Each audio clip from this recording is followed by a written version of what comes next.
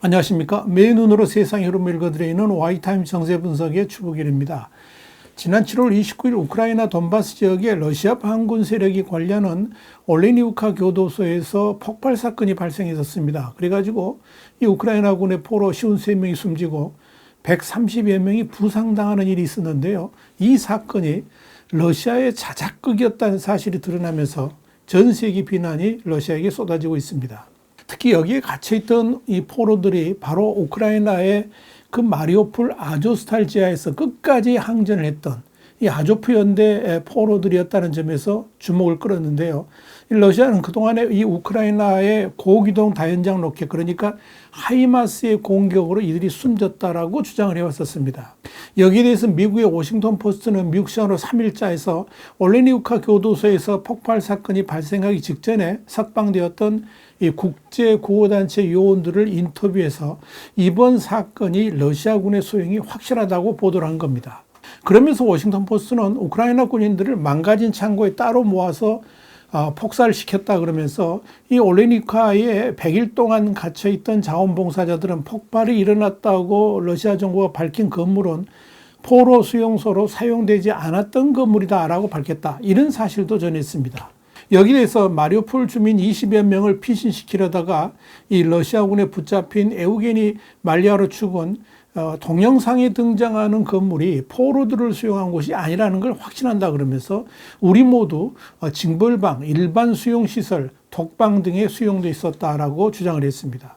말리아르 축은 이어서 이 동영상에 나온 건물이 공장 건물 바로 옆에 있는 작업장으로 보인다 그러면서 따라서 계획에 따라서 이 감옥에 있던 포로들을 옮겼을 것이다. 왜 그랬을까? 이런 의문을 제기를 했습니다.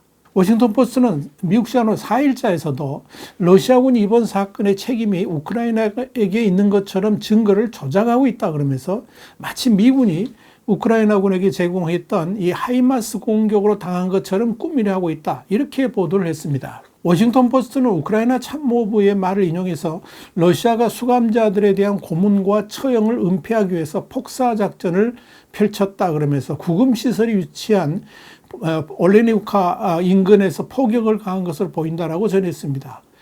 볼로디미르 젤렌스키 우크라이나 대통령도 수용소에 대한 공격이 러시아군이 고의로 저지른 전쟁 범죄라 그러면서 러시아 정부의 주장을 강력하게 반박했습니다. 올레니우카는 친러시아 분리주의 세력인 도네츠크 인민공화국이 장악한 지역인데요. 이 최전선에서 불과 몇 킬로미터 떨어진 곳입니다. 마리오폴 아조스탈 제철소에서 토항한 우크라이나군 포로 같은 이런 수천 명을 현재 수용하고 있습니다. 또한 러시아군은 지난 3월 마리오폴 주민 피신을 지원하는 40명 가까운 인도 지원 관계자들을 투옥하기도 했습니다. 이들은 한 2주 전에 가까스로 석방이 됐습니다. 뉴욕타임스도 지난 3일자, 미국 시간입니다. 3일자에서 7월 29일의 폭사 사건 이전에 러시아군이 대규모 사상자를 대비한 것으로 보이는 정황이 위성사진으로 포착됐다 그랬습니다. 그러면서 뉴욕타임스의 막살 위성사진 분석에 따르면 7월 18일에서 21일 사이에 너비 6에서 7피트, 그리고 너비 10에서 16피트 정도로 보이는 여러 개의 구덩이들이 발견했다라고 보도를 했습니다. 그러면서 뉴욕타임스는 러시아의 비디오와 위성 사진들을 분석했을 때 우크라이나군 포로 수용 시설에 대한 폭격은 하이마스 발사 로켓에 의한 것이라기보다 훨씬 작은 폭탄으로 인한 폭발로 보인다 그러면서 파괴된 막사의 벽과 내부의 많은 부분이 검게 보이지만 여전히 손상되지 않았고 인접한 건물에도 명백한 손상은 없었다 이렇게 전했습니다. 이는 이 하이마스 공격에서 볼 수 있는 강한 충격파하고는 전혀 일치하지 않는다 하는 거죠.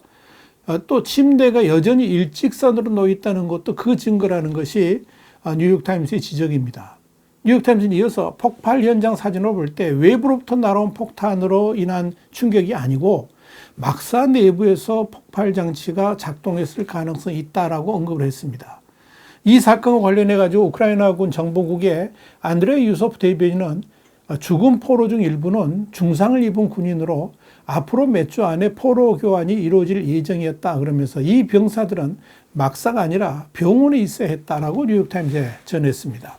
자, 이런 점에서 러시아군이 그동안에 이 아조프 연대원들에 대한 고문 등을 감추기 위해서 의도적으로 폭사시켰다는 주장이 신빙성을 얻고 있습니다. 특히 러시아가 얼마 전에 아조프 연대원들을 테러 조직이라 지칭하면서 포로 교환 대상에서 차단할 가능성까지 나온 터이기 때문에 이들을 우크라이나로 되돌려 보내지 않으려는 러시아의 구상이 이번 사건으로 나타난 것이다. 이렇게 볼 수 있다 하는 이야기입니다.